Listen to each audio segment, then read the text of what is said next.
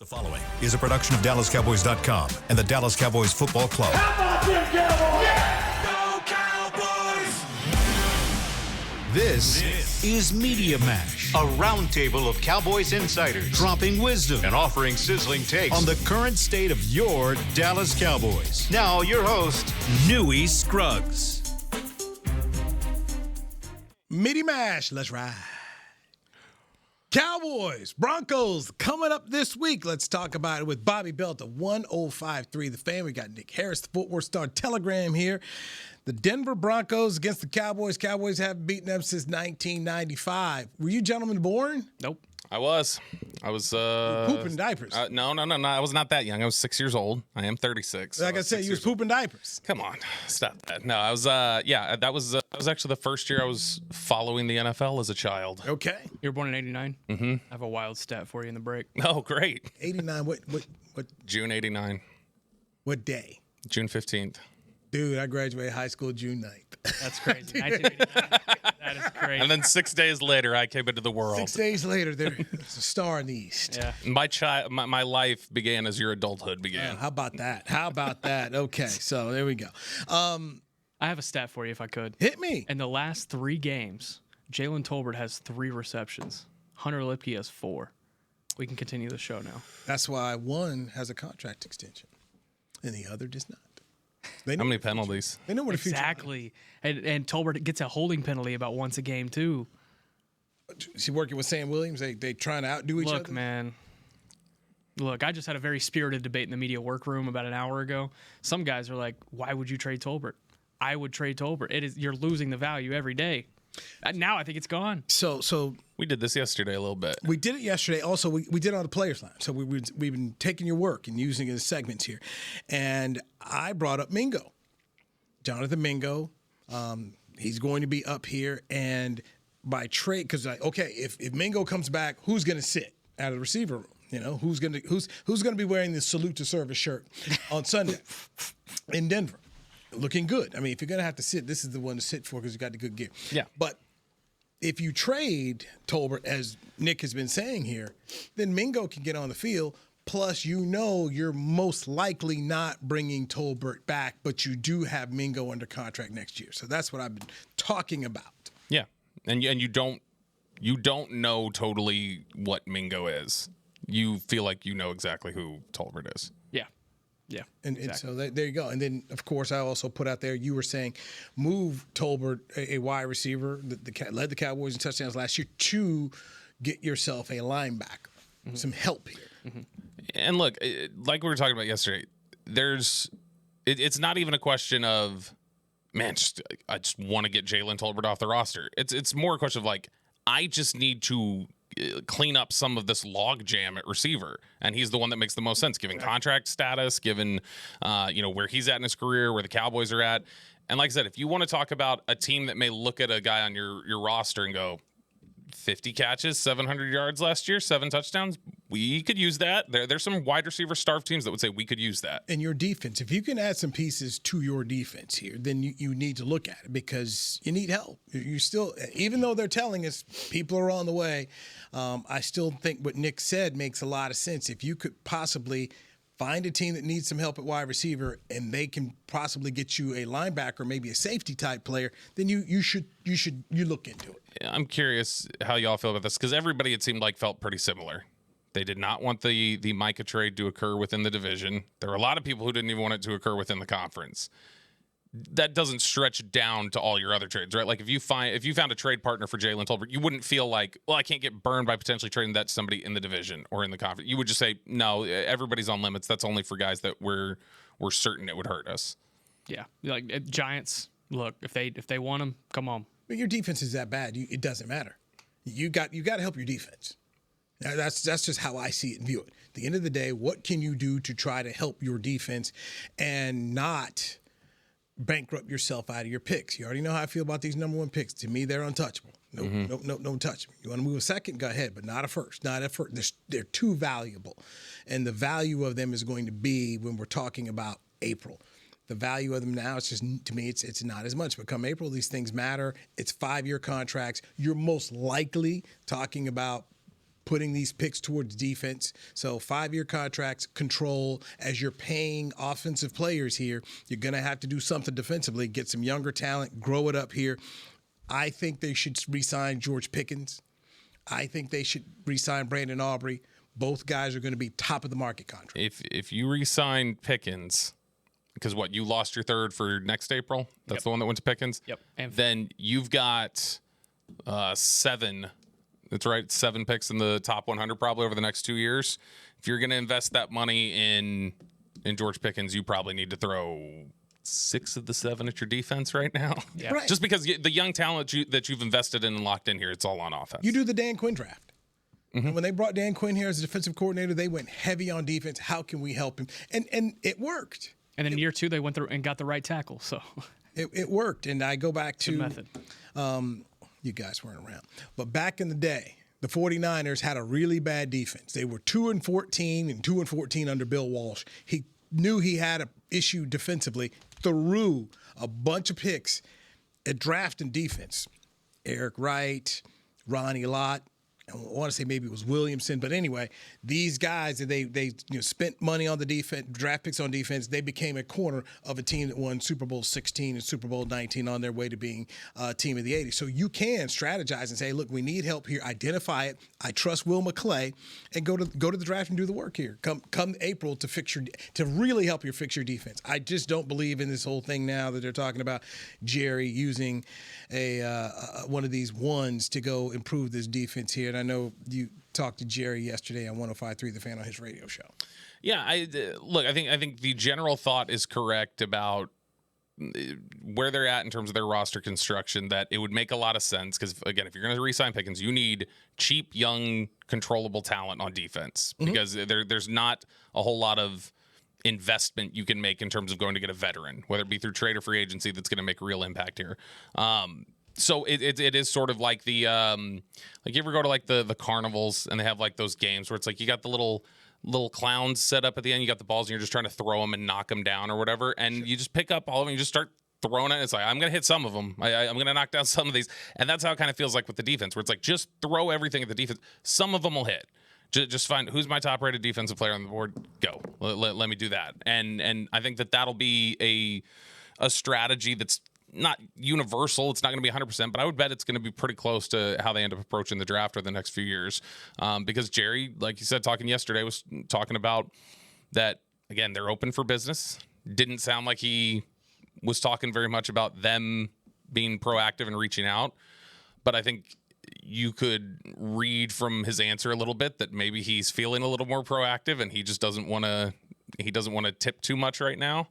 So I think that they're going to be in the market. They're going to be in the market looking for deals on the defensive side of the ball, guys that either are cheap, controllable talent, or maybe in some instances they may be on the look for, find me an expiring. Go find me somebody who is expiring and let me just see if I can capitalize. I'll give up a pick and try to just capitalize on who that player is right now in the name of getting close, because this is a very vulnerable NFL. All right, let's get our first break in here. When we come back, a return to practice for a player that was met with joy amongst his teammates. We'll talk about what was said in the locker room today with Bobby Beltnick here. Some new Scruggs. This is the Media Mash on DallasCowboys.com. Hey, Cowboy fans. Keith Davis here, former Cowboys safety. Keith Davis into the end zone. You know what separates champions from the rest? Making the right move at the right moment. With blockchain.com, that's never been easier. The Cowboys became America's team by striking bold when it mattered most. Now it's your turn. Invest like your icons with blockchain.com. Visit blockchain.com/Cowboys today to get started and learn more.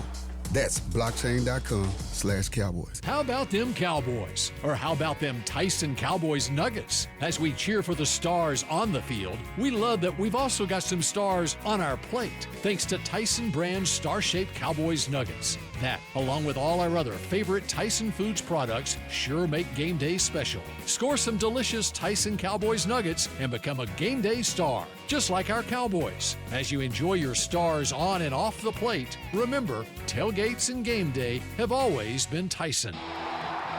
Cowboys fans, SeatGeek is the only primary ticketing partner of America's team and here to help you experience all the action this season. SeatGeek makes it easy to find the perfect seats to the perfect game, so you can be part of all the touchdown celebrations and momentum-shifting takeaways this season. Whether you're getting tickets to Cowboys games or to any other live event in DFW, SeatGeek is the place to do it. SeatGeek is the official primary ticketing partner of the Dallas Cowboys. SeatGeek. Look, school is starting and I'm just a kid. And let's be honest, I'm not going to shop for myself. But we can get up to 40% off back-to-school essentials on Uber Eats. Did I mention I need poster board for my science fair, lunch for my field trip, and unlined note cards for my history quiz tomorrow? Or were they lined? Anyway, Uber Eats has all the back-to-school stuff on there. So come on, let's order now on Uber Eats and get up to 40% off. We're cool, right? Cool. Not literally everything. Promotion ends 9/16. It is subject to change or cancellation. Exclusions may apply. Check app for availability. Back to Media Mash. The countdown to game day starts with Rally Days presented by SeatGeek. Enjoy performances from Cat Hasty and other local artists. Get a behind-the-scenes look at AT&T Stadium. Meet the Dallas Cowboys cheerleaders and alumni and more. Get your tickets for the next Rally Day on November 2nd at AT&T Stadium.com/Rally Days. You're in the Media Mash. Bobby Belt, 105.3 The Fan, Nick Harris of the Fort Worth Star Telegram. I'm Newey Scruggs. Damarian Overshown returns to practice today. And Damarian Overshown has always been a high-energy guy. He spoke to the media today. But you saw the joy and gratitude and faith on display about his return, Nick. Yeah, absolutely. And he's always been one that attributes his journeys and his path into whatever God has laid out for him, and he continued that rhetoric today, and always got a smile on his face, and that was something that was very evident of him early on, even before he suffered his first injury.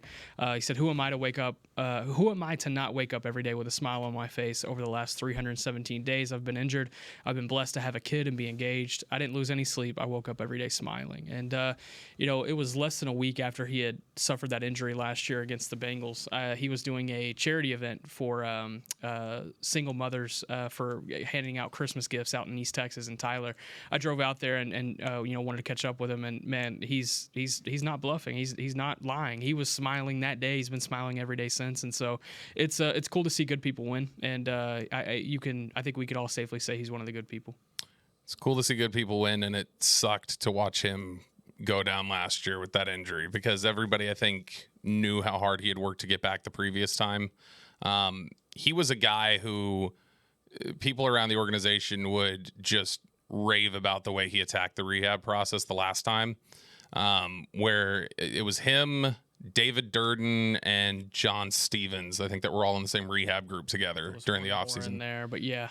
But they had said that, it's really easy when guys get injured like that to feel isolated and they're cut away from the team. And that Overshown, he basically just approached those guys very early on and said, "This is our position group, okay?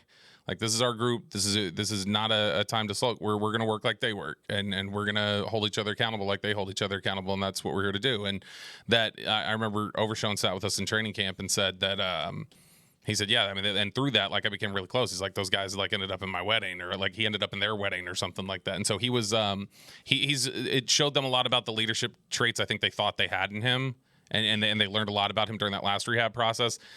And then for him to get the injury he did last year, I think a lot of people in the organization, not only just for what they were losing on the football field, but they hurt for the work he had put in and everything that he'd done. It's like, why is this got to happen to somebody like him? And he ended up this time around, you hear again a lot of glowing praise for this is a dude who just did not drop his head. He kept his head up the whole time, and he worked and he attacked it, and now he's in a position to contribute sooner than I think a lot of people thought he would. So Damarian Overshown saying November 17th is when he's looking to get back, and that's against the Las Vegas Raiders. It's a Monday night game on ESPN. So we'll see. We'll see. But they can use the help. They can use the energy. And when Jerry talks about we've got reinforcements along the way, he's talking about Overshown. He's also talking about Shavon Ravel, the third-round pick out of East Carolina, so at cornerback. So that, to me, will be very interesting as you start to see what these guys can do as they hit the trade deadline. When is the trade deadline? November 4th. November 4th. Okay. So that's the day after the Cowboys play against the Arizona Cardinals on a Monday night and going into a bye. So if they wanted to make a trade by November 4, they could bring in a player. That player wouldn't have to play that week, and then they could get them ready for the game against the Raiders, which would be November 14th, heading into back-to-back games to end November against the Eagles, and then a Thanksgiving Day game against the Kansas City Chiefs. Yep. It's a good time to do something if you wanted to heading into the bye, because that's what they did with Amari Cooper.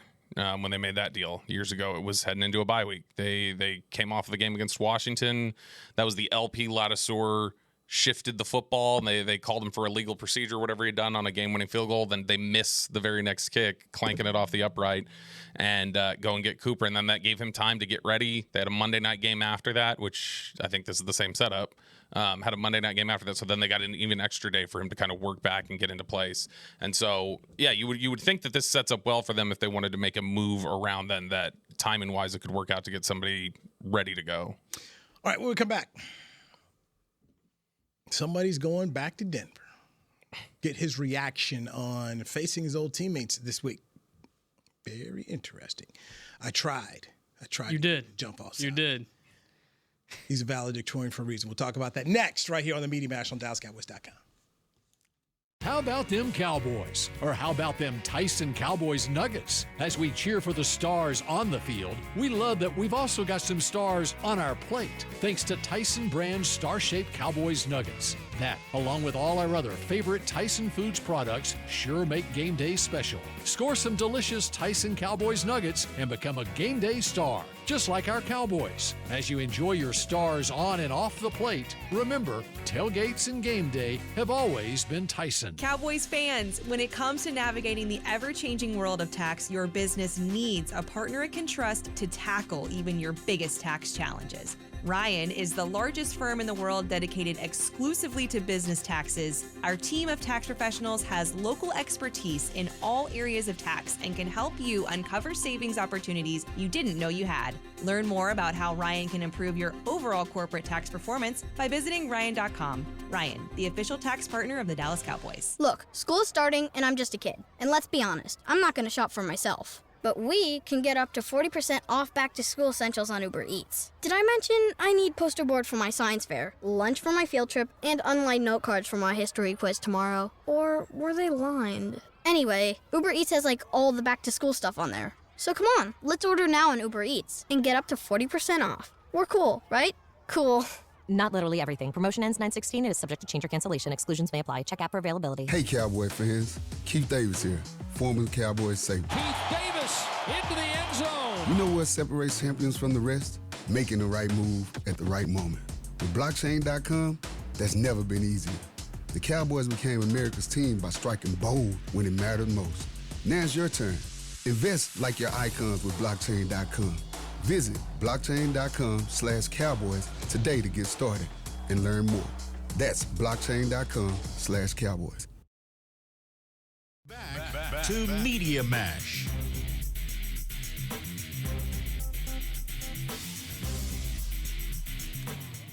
Tostitos team bags are back and get the official chip at the Dallas Cowboys, your local store, available for a limited time. Scan the QR code or visit FritoLayExperiences.com for a chance to win epic experiences all season long. One lucky Cowboys fan will win an epic game day experience and get to be a part of the Cowboys Thanksgiving Day traditions, courtesy of Tostitos. You're in the Media Mash. Nick Harris, the Star Telegram. You got Bobby Belt, 105.3 The Fan, the official home of the Dallas Cowboys. I'm Newey Scruggs. So, Javonte Williams played for the Denver Broncos, drafted by the Broncos. They let him go. He's been with the Cowboys. He's been outstanding for the Cowboys, been better than any running back they had last year, including one Rico Dowdle.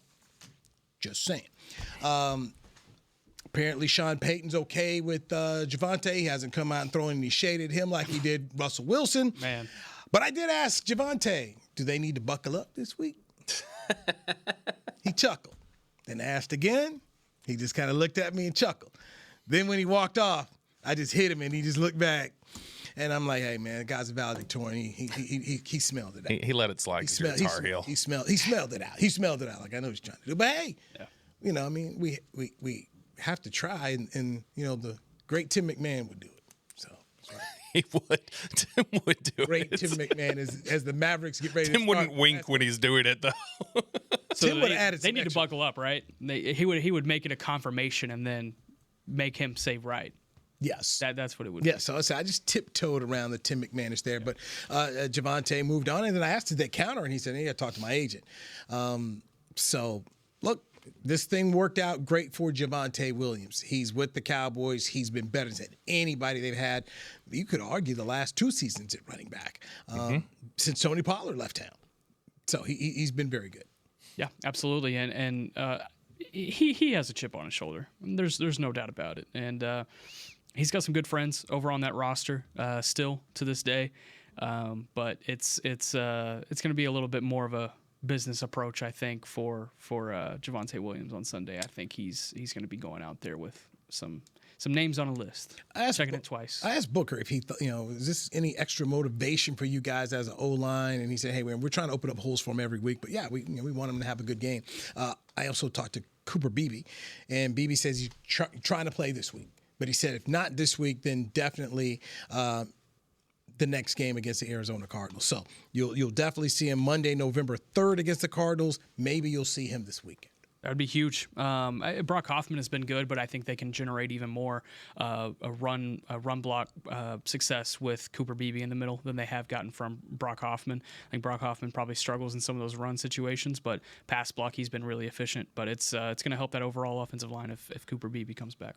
I think definitely. I think the last 2 weeks you're seeing some signs of like, okay, it'd be good for BB to get back soon. And I think Brock Hoffman, he's done an admirable job in there, and I think he's somebody who he gives them a dimension that they don't have in terms of an intangible that they don't have typically when he's not out there, which is just he's nasty and he's got a big edge to him. But you've seen snap exchanges that have not worked out well the last 2 weeks. Yeah. You've seen some different issues the last 2 weeks of just power giving him some problems sustaining blocks that I don't know if it'd be as big of an issue for BB, but he's done a good job. It'd be great to get BB back. On Javonte, it's that's an interesting situation because I think it's something where it makes sense. It doesn't surprise the Broncos. I think all the available evidence they had told them this wasn't working out anymore. And I think most of us if we were covering the Broncos the last couple of years, we would have said, you probably don't need to re-sign Javonte. Yeah. And Javonte, to his credit, worked and has bounced back in a big way and taken it and shown what kind of player he can be. So to me, it makes sense that the Broncos did it. It makes sense to me that Javonte was offended by it and that he worked as hard as he did to become the player he did, because he's been a level of explosiveness that the Broncos hadn't seen the last few years. And then let's remember, Sean Payton was not there when they drafted him. That was under Vic Fangio. So they had, it was Vic Fangio or the Hackett. I don't know. And Hackett was there for 2 seconds, but it was a different regime. So he's got an idea of what it is he wants in a running back. Fine. People can go different ways, and it can be okay. Yeah. And it doesn't always have to be super personal. It can just be, hey, look, we had a different vision. I wanted this. I didn't see that. I wanted to go over here, and the Broncos are winning right now and doing well. And Javonte Williams is truly in a. You're right, between Javonte Williams and George Pickens, they found homes that fit them very well. Heading into the season, the last time Javonte Williams had a 30-plus yard run was against the Cowboys his rookie year. Yeah, that's crazy. He didn't have one the last 3 years he was in Denver. He's got 3 this season. So, it is a different player than Denver saw. But I certainly understand the motivation for it. He's a healthy player. And you so often you hear players who will say, well, I'm actually healthy this year. And it's a little bit like, okay, is that really is that really the case, or are you just trying to, is there some cover there of like, well, last year I wasn't really healthy. It's really I needed the extra year. In that case, it looks like it's been actually true for Javonte when he said, this is the first time I felt healthy since all that happened. Right. He's also confident. This is his rookie year. He's also confident. You can see the confidence in his running style right now when he lowers his shoulder. And he talked about it out here. He said, mentally, I'm the best I've been. And so that does a lot, especially for a guy who has to make quick decisions in the backfield like he does. Sometimes you just go to a situation that fits. Yeah. And I think that applies to life, man. People don't want to hear that at times, but you just go back in the real world. Sometimes you just go to a place that just fits. And when I look at Williams, I look at Pickens, these situations they're in now just fit. Mm-hmm. It's like you with the fan, Bobby. You just want to fit. Yeah. Fit. I mean, I think I'm pretty versatile. I think I can fit anywhere, but yeah, it fits. Hey, you're a clown like the rest of them. I'll ask Spittle about that. We'll see. But, so far, I think you're doing all right, man. Thank you. I just think they need So you're saying I'm Javante? Without the contract, yeah. Yes. And the valedictorian thing. It's true without the contract. Mine's about to run out. Yeah, and the valedictorian thing. So, hey, good luck with that, buddy. Let me know if you need any media spinning. Yeah, there we go. Just start leaking positive stories about me. The ratings on the morning show have next gen stats that they tune in for Bobby's voice more often. What it is, yeah. I do. I call it the Sean, RJ, and Bobby show. That's what I call it. Add his name to the marquee. Put the man's name on the marquee. All right, do that. Hey, Nick Harris, I know you got to go right. Thank you, so get you ready to get over here to Star Telegram. Bobby, you got to go get some sleep so you can get ready for the morning show on 105.3 Fan. Yep. Hanging around to do Cowboys Crosstalk tonight with Nate Newton. Oh. Yeah. Daniel. Yeah. Buckle up, buddy. Go get some espresso upstairs. You got to ask him. Can you ask him something on the show tonight? Yeah. For who's on? Orlando. Tonight it is Kevin Smith, Pup. Mm-hmm. For Orlando Jones High School, he was the kicker. Who was? Nate Newton was the kicker on his high school team. You need to ask him. I'm going to ask him. I didn't know that. Orlando Jones, he was the kicker. It's all black school, huh? Yeah, it is. It is. Yeah. Inner city. Don't tell me. Man. I covered that school. I covered that school. It is. We kicking. We know it. You turn to your best athlete. Sometimes it happens to be Nate Newton. They ain't got no Hispanics in the area. They couldn't recruit. Hey, come on over here. Help us out. Soccer guys. You got nobody. Yeah. You don't have a soccer team. Yeah, exactly. You don't have a soccer team. I'm Newey Scruggs, the media master. We'll talk to you tomorrow. This has been a production of DallasCowboys.com and the Dallas Cowboys Football Club. How about this, Cowboys? Yeah!